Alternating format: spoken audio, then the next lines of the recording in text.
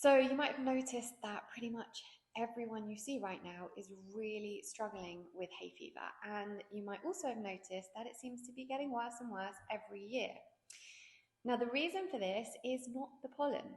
It's the increase in toxicity that we're exposed to, and there are a few factors to this. So, firstly, if you have turned your blinkers off, you'd have been seeing chemtrails all over the sky.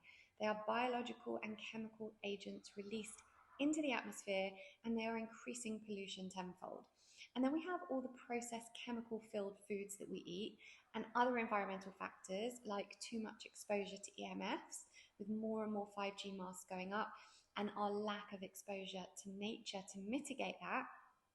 And to top it all off, people are filled to the brim with pharmaceuticals that prevent their body's processes from working naturally, suppressing symptoms and pushing them back down into the system.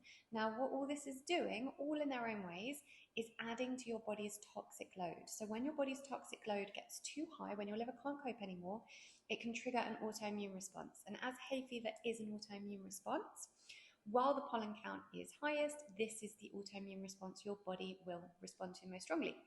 Now, all these toxic factors will also contribute to other autoimmune issues, as I'm sure you're noticing, as well as, of course, the increase in cancers we're seeing. Now, it's not all gloom.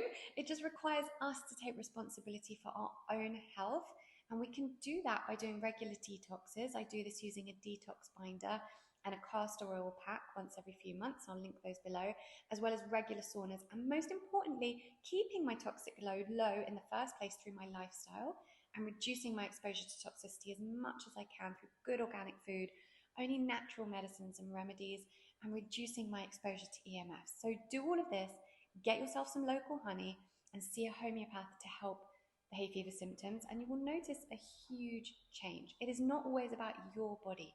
It's about how external factors are affecting your body and your role in preventing it.